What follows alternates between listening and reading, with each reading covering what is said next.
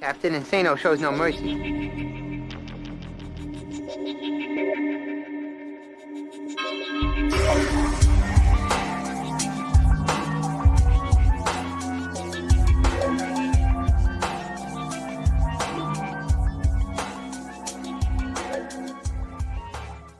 Hold on to your butts. What's up, everybody? Welcome back to the Basement Monsters podcast. Well, there he is. I think he's ready. I'm Ivan Vargas, and this is my boy Luke Nettles. Dude, I was like, man, is this guy going to get set or what? No, it was in there. It was in there. Just this little positioning. First, you got to figure out this audio shit. Like, I don't know what the dude. I have no idea what's going on with that, but we'll get through it. We'll suffer. Every time we do this, it's like, but I mean, you know what? We end up finishing strong. So why am I complaining? Yeah, we're good. So, like I said, what's up, everybody? Welcome to Thursday Night Football. It's going to be the Eagles and the New York Football Giants. It's going to be a shit show of a football game, I'm feeling. But it might be entertaining. It might be the teams might be so bad that they're at the same level because they're in the same division, which is a shitty division, which is the NFC East. Mm-hmm. And we're going to see two teams, battle it out. That might be in an even playing field. Although the Eagles were, I mean, they lost last week to the Ravens, yes, but they were down 17 points. They were down even more, and then came storming back and made it close late. Although, they would have had to have a miracle happen for them to have won that game. But nonetheless, they're coming in off a loss, and I know you wanted to get in on the Eagles, so I'll let you go first, bro. Yeah, I mean the Eagles. I mean, like, where'd they go? I mean, like, they were good the last couple of years, and then all of a sudden it's just like, wow, what happened? I like their coach. Carson Wentz, I feel like, is underperforming a little bit. The defense has to step up. I know they've been close in a couple games, but they're just not doing enough. Wentz, that's the thing with the Eagles. It seems like every time there's just injuries that just plague the Eagles. It's like they're just like one of those teams that is never healthy. They get Deshaun Jackson back. And Lane Johnson. They get Lane Johnson as well. Right. But, I mean, we'll see. I mean, I don't know that he helps all that much. Yes, he can stretch the defense. Yes, they're playing the Giants. Yeah. I'll tell you this. There may be a little bit, but we'll have to see what their running backs can do as well. I'll tell you this. I know Lane Johnson will help. The Eagles' offensive line. I'll say this: the Eagles' offensive line and the Giants' offensive line, you can just both throw away. Like this game, like they can't block a soul. They can't block a soul. It's been rough. It's been a rough season for both quarterbacks in Daniel Jones and in Carson Wentz. And Carson Wentz has had his struggles sticking with the Eagles. Carson Wentz has had his struggles this year, and there's been some murmurs about when is Jalen Hurts going to get a shot. Yeah, hey, why not? I mean, at this point, why not? You're a terrible team. Jalen Hurts, I mean, there's a lot to be seen. I mean, it's like I know Wentz was down a couple times. He came in a couple games, but like we talk about all the time, you got to get in there, get the reps, get the kind of like the flow of like your week to week. That happens with every quarterback. It's like it's like Tom Brady with no preseason. Right. Any of these quarterbacks, it's just no preseason. Okay, but you know what? Well, now we're talking about like week 6 or 7. Like that's out the window. But I mean, Jalen Hurts would be coming in for Carson Wentz. Probably hasn't got the reps, but I mean, like at some point you got to see what you got. You have to, and we saw a little bit of Jalen Hurts last week. It was mainly runs that he came in, a little wildcat, if you will. But he is a quarterback, and I don't want to see him I don't want to see him in any gimmick type of shit system where you only bring him in when you want to run the football with a quarterback type of bullshit. I think Jalen Hurts, if you see Carson Wentz struggle this game against the Giants, against a good Giants defense, we saw him play Chicago. They're a good Giants defense. Yeah, they're not horrible. If he struggles against them, you best believe you have to move to a Jalen Hurts in this game, or if not this game, you got to move to the game after. Yeah. I mean, I just don't understand. Like Carson Wentz. I mean, like we could sit here and make excuses for quarterbacks all the time, but like, how long has Carson Wentz been here? I mean, Carson, you didn't even win the Super Bowl. You know what I mean? Like, Right. When everyone was like, they were all dogging Josh Allen because, Josh Allen and Carson Wentz, like you took Josh Allen, like looks like Buffalo had the better scout. Honestly, I never believed in Carson Wentz. I guess you saw flashes. Yeah. You saw flashes, but you knew the reason why that Eagles team won was they had a great offensive line. They could run the ball a little bit. They had a great defense. Like that's what stopped Tom Brady down the stretch was a great defense, a great pass rush that got to Tom, put him on his ass, and they were able to win the game afterwards. Now, you come in now, and it's just completely depleted. You know what I'm saying? And that's why I think Elaine Johnson helps out this game, definitely. I mean, he helps out a little bit, but, you need to see a Carson Wentz step up. He didn't win that Super Bowl. Nick Foles won that Super Bowl. Right. But like I said, he also benefited from a strong supporting cast, and the Eagles just don't have that anymore. They're riddled with injuries. You know what I'm saying? Our boy Alshon's he's out. Our boy. Yeah, well, your boy. Your boy. He's your boy now. No, that's your boy. That's a Chicago guy. No, I don't want him no more. Your boy now. Hey, that's where he grew. That's where he grew roots, man. Yeah. Well, either way, he's out this game, and it's not wishing. Wait. Alshon's out? Yeah, again. Oh my God! Really?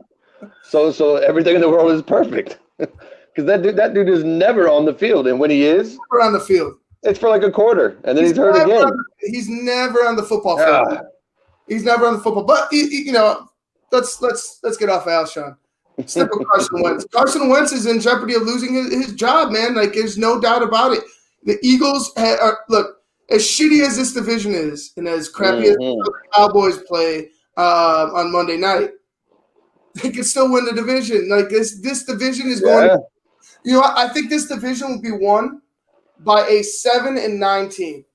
I think this division will be won by a 5-11 team. It could be won by a 5-11 team. Like right now, I mean, like these are crucial games for both of these teams right now. If they just need to start stacking wins in the division. Don't worry about their overall record. But like I said, if they can start winning inside this division, because like you said, I mean, we all know. We saw Dallas last week that was just atrocious. We saw that. Wow. And you know what? Honestly, we were talking about it the day after with Dallas. Dallas was trash. We said there was no effort. It's on the coaching. It's on the front office. It's on everything. Like, and look what came out. I mean, you have somebody in the locker room spilling the beans, talking shit about the coaches, which is, you just don't do that. You address it, as but you being America's team, and you crowning yourself, you're pretty much paper champions every year. Mm-hmm. You're gonna get the criticism. That criticism comes whether you're the champion or the paper champion. That criticism. Yeah. Well, I mean, there's so many paper champions out there. So and I'll tell you what, all the paper champions that they have, out of all of them, I guess that you want to look at it on paper. I mean, everybody thought it was going to be Dallas. Everybody thought it was going to be Cleveland. Everybody, now everybody thinks it's going to be Tampa. But Tampa, I would say, out of all these paper champions that look great on paper, would probably have the best shot. But Dallas is in trouble. But this division is wide open, just like you're saying. I mean, I'm telling you, like I wouldn't even be surprised if a team wins the division with 6 wins, at all. It wouldn't surprise me at all. See that? I could see a losing team, a team with a losing record, winning the NFC East. It's that bad. It's that bad. And there's been questions about whether we should allow a division champion to be in the playoffs with a losing record, you know what I mean, or a record that's less than the top 7 teams in the NFL. Yeah, no, I mean, oh God, it just, that's just the social media, the media today, the way people get information and how fast. I mean, they start talking about Super Bowl winners like the day after the combine. You know what I mean? And it's crazy. You sign one player. You sign one player, and you're a fucking Super Bowl champion. You draft one player, all of a sudden you're a Super Bowl champion. It's like pump the fucking brakes. Yeah, it's. I mean, I understand you have to sell commercials or whatever it is that you're pushing, or you got to have a job, you got to sell commercials, airtime, whatever. I get it. Okay, fine. Nobody's ever going to stop talking about football, but let's they should be talking about real things, though. It's like just because somebody gets somebody doesn't mean, oh, hey, they're headed to the Super Bowl. No, it doesn't work like that. We see it this year, especially like without the preseason. You saw these teams struggling like the first 3 or 4 weeks. It was like some of these teams were like, wow, we're playing real football. They're dragging ass, and then all of a sudden you've seen in these last couple of weeks, you've seen a separation. You've seen a separation. For sure. Oh, for sure. Yeah, I mean it's just bad all the way around. I mean, I don't care.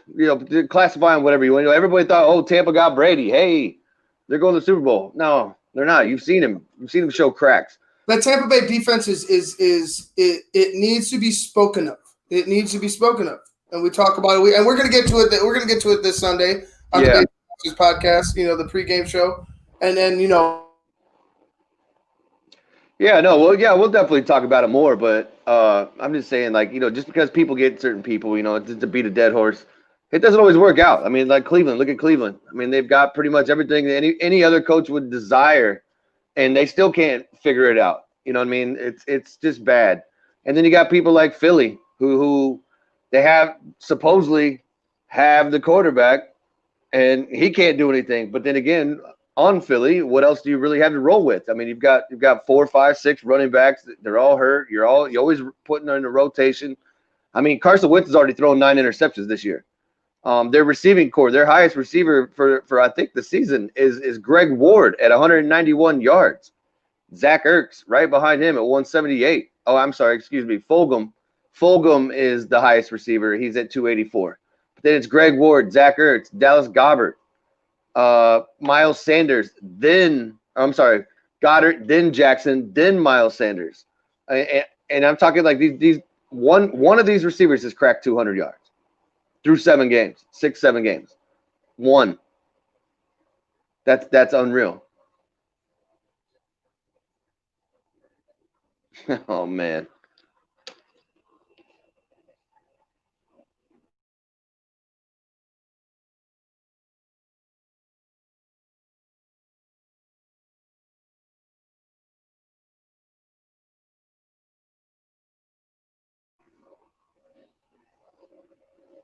Can you hear me?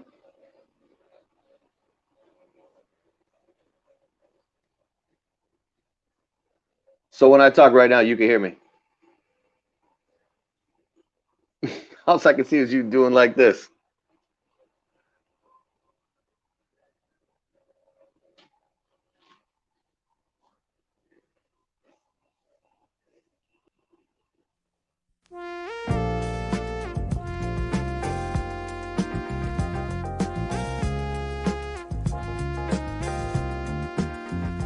I just heard my favorite band is in town. I'd love to get good seats, but everywhere I've looked, the ticket sites have crazy service fees. Haven't you heard of TixSplits? Who? TixSplits. They don't gouge you with crazy fees. The price they advertise is the price you pay, plus a small delivery fee. Never pay service fees again. Go to TixSplits.com today. TixSplits.com. Guaranteed seats, low prices. That's TixSplits.com. Every ticket, every venue, everywhere.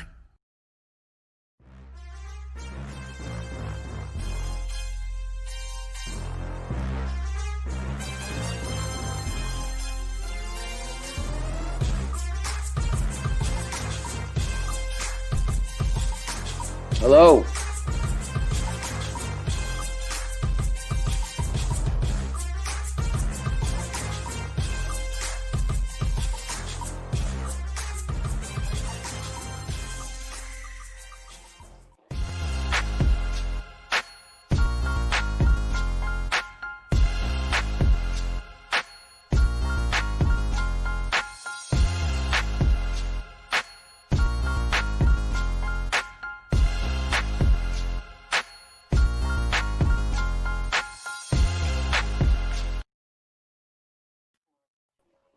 What's up? Welcome back to the. I was telling you, dude, my mic dropped. I was saying. Oh, I thought it was on my end. I was like, dude, what is this guy I was like crazy for?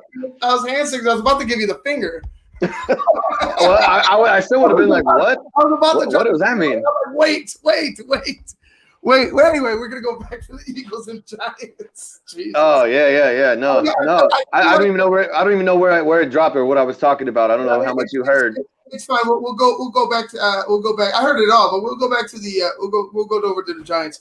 And it's a football team that's without Saquon Barkley. Obviously, it's that's on the rebuild.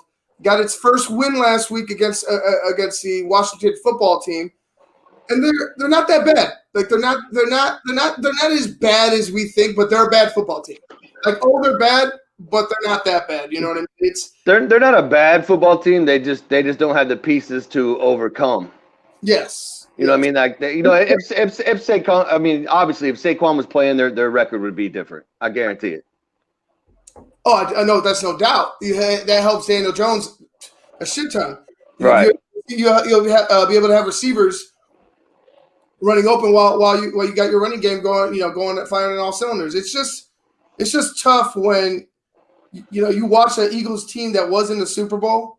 Like if you're if you're a Philly fan, I don't really care for Philly fans, but if your team was if my team was in a Super Bowl, and I've seen it, I seen it with the Bears. You've seen it with the Bucks, the one and dones. Those one and done years, like you're always expecting something in that second year, and it's like when that second year comes, a year after either a Super Bowl victory or a Super Bowl loss, man, you see a depletion for a little bit. Even if get to the playoffs again, you see a depletion because of the exhaustion of the season prior. Yeah, no, I mean you see it. You see it every year. No matter, rarely do you see a team kept together after a Super Bowl. It's like one guy that's not the star or whatever. He makes a play and he's the big guy in the Super Bowl. Well, guess what? He's gonna probably try to get more money just because, like, hey, I was the MVP of the Super Bowl. I mean, it's happened time and time again. And then you see him jump teams. And they're never as good. It's hard to do. I mean, especially with salary caps and all this stuff. I mean, it's not easy to keep together a team. But I mean, I hate to say it, but a team that's in this division has done pretty well of keeping some talent. Just now they can't perform. Is the Cowboys? It baffles me with the talent. Obviously Dak going down, that's huge. That's huge. They're not going to do anything the rest of the year. No, I don't think so. Your running back can't hold on to the football. Your running back doesn't look like he gives a shit about running. He's happy he got paid. He's got money. Yeah. No, this division's wide open. I mean, these two teams right now should be playing they could be playing for first place with 5 or 6 wins and still make the playoffs. I saw a meme that said Zeke has as many nose rings as he has fumbles. It was like 3 or 4 or something like that. All right. Something ridiculous, like. And it's sad. We saw it on Monday, dude. No effort. And I'm hoping we don't get. I'm hoping we don't get a game like that. I'm hoping. No. I don't think we will. I think it's gonna be. I think these guys know that. Like, hey, listen.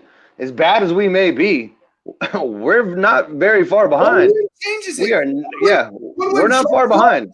It jolts you up to either second place. Was it second or third? Either way. It jumps you up to second place in this division. It solidifies you in this division. You're pretty much running away with it if you win this game, and that's sad. Yeah, you put together a 3-game run. You're going to win the division. You're running away with it with 3 games. That's it. Yeah, you won 1 now. You get 3 more, and hey, you got a 50-50 shot of making it. I mean, it's bad. Like I said, Carson's already thrown 9 interceptions. The highest receiver this year already is Fulgham with 284. That's over 6 or 7 weeks. Like, if you had to find a guy like Fulgham, you had to find a guy like Fulgham. Yeah. Like, who the hell is Fulgham? Right. I mean? Yeah. Like some unknown, unproven receiver is your leading receiver. Right. I mean, and then the next one underneath him is Greg Ward. And I don't know nothing about Greg Ward. No, Greg Ward. Like I watched some of Greg Ward, the highlights. I watched a lot of their previous games. He's not bad. He really isn't. But you're going to need blocking in order for your quarterback, who obviously needs time, who cannot create his own time in the pocket. You need to block for him. Yeah, you know what I really think that is Philadelphia's problem is the fact that for the longest time they were built on defense. Like they had Brian Cox, Doc, you know, what I mean, like go however far back you want, you know, when they were getting to the Super Bowl with McNabb and all those guys, like they had these guys, they had, you know, Fletcher, like they had all these guys that were just beasts, you know. And then at some point they kind of like flipped the switch. They're like, okay, we're not going to be so much of a defensive team. We're going to try to become offensive. And then, you know, they got the Carson Wentz, they got the Alshon Jeffrey, you know, they had the running backs, you know, and then all of a sudden, you know, Carson goes down, Nick comes in, the rest is history. But it's just weird to me that a team that was so predicated on playing defense good that they just, it's almost like they just kind of abandoned it, and we're like, okay, cool, we got Carson Wentz, now let's just go straight offense. And I think they're feeling the effects of it. I mean, like their defense is it's not bad. I mean, it's probably in the 50 to 60 percentile, but I mean, it's not good. It's not bad, but it ain't good. No, right, and especially with the fleggling quarterback, it's just gonna. If your quarterback is terrible, it's gonna make your defense look bad. It's just that's just the simple math. Exactly, your defense is gonna be too tired. You're gonna be out on the field for long. It just doesn't work out. It doesn't work out. Honestly, I see the Giants winning. I got the Giants winning this one. I don't know how. Like, granted, and I'll let you guys know right now, we won't be coming to you guys at halftime. We'll get to you guys in the post game with the entirety of what happened. But I got the Giants in this. I really do. I think the Eagles, even though they did make a run, I feel like they're a team that just one week they look decent. You know, like last week they came back. They made up errors, and all of a sudden they're going to lay an egg against it. I could see it. I could see them showing some potential and then just laying an egg completely, getting everybody's hopes up and then ripping their hearts out. You know, as soon as they do that, I got the Giants winning this one. I got it 23-20. Giants. 23-20. 23-20. You got to call a close one then. Yeah, it's gonna be a close one. It's gonna look ugly. Like, and it could easily be 33-30 or 33-28 because 33-3. Right, because the defense, you know what I'm saying? Defense, it could be 30-3. Right, yeah. Either side, it could be 30-3. But I'm going to call it 23-20 Giants. I'm going to put it down right now. I'm also going to go with the Giants, and I'm going to actually call a couple shots. I'm going to say Devontae Freeman gets 2 touchdowns, and Evan Ingram goes over 100 yards, probably, I think, for the first time this season. But I think Evan Ingram and Devontae Freeman are going to be too much for Philadelphia. I like that Evan Ingram pick, even though you got the green up there. Yeah. Well, I was making a few beats earlier. I was feeling like green provides the power. Right. You know, so I got the green. I got the Mickeys too. So I'm just trying to keep the theme. You know, so you know we're just going. We're feeling a little green right now. That's all. But I'm gonna go with the Giants. And like I said, I think, like I said, Evan Ingram over 100. Devontae Freeman 2 touchdowns. And I'm going to put the score at 27-13. 27-13. That's a little bit of separation. You don't think the Eagles are going to show it at all? I just don't think their offense has the. It just doesn't have the little engine that could. Right. They just don't have the. I don't see them. But then again, you know, I mean, like this is the hardest. This is like one of the hardest. This is the game you don't want to bet on in Vegas. You know, it's like. Right. They're both so bad that you could just see the debacle coming a mile away from either side that you don't want to pay. You're like, nah, I'm going to let that one go. Yeah, and you know it's crazy. I bet you this game is going to be better than the Cardinals Cowboys game that we called the other. Oh my God, that was just hard to watch. I was like, why am I watching this fucking game right now? Yeah, dude. Like, when you watch a team that doesn't care, that doesn't give effort. It's hard. It's like nails to a chalkboard for me. It's like why is this on the TV? Cut them off at halftime. Get them out of there. Get something like plug something else in. Give me a rerun. It's like I mean it's almost like you're gonna see like here's this is what I'm guessing in Dallas is happening. So I think the players have been in the camp and everything and probably seen Andy Dalton in the camp. And they're like, oh, God, this dude's atrocious. I bet you that's And then he comes out into the offense. It's like, you shouldn't be that guy anyway. Somebody should be like, hey, you know what? And maybe the receivers are ready to step up. Andy Dalton just can't hit him. But I mean, like Zeke, like, dude, you're the next guy on the team. Like, after Dak, it's you. Like, you have to be able to pick yourself up and carry on. Like, that's it. Don't quit worrying about Dak. You just do your best. And obviously, I feel like he's just kind of like running lazy. Like, oh well, season's a throwaway. Dak's gone. I'm gonna blase with the ball while I'm running it. That's how I feel. Come on. Fuck, man. That's how I feel he was. That's how I feel he took it. Dude, one of those fumbles, he was palming the ball. They're like, they never even believed in Andy Dalton, so why do you even waste your time in Andy Dalton? The team quit on Andy Dalton from the jump. Like, it was like, why do you even waste your goddamn time? Why even waste your damn time? They're going for Trevor Lawrence, man. Trevor Lawrence. Trevor, he's gonna come. He should be the first person drafted. Yeah, 100%. I guess, like, good luck with the team. Good luck with the team. Yeah. All right, guys. I got to get out of here. I got a softball game to go to. Hopefully, we pull that one out. We got some beers waiting over there too, so it's gonna be fun. I'm sure you do. I was there last time, and you're talking like TVs on the back. It's like a Holiday Inn at the softball field. It's like, the only thing missing was a couple warm towels. Right. All right, guys, we're gonna get out of here. This has been the Basement Monsters podcast. For Luke Nettles, I'm Ivan Vargas. You've been watching the Basement Monsters podcast on SportsZone Chicago. We'll see you guys in the post game. Remember, we're not coming to you at half today. I got games, but we'll see you in the post. Peace. Later.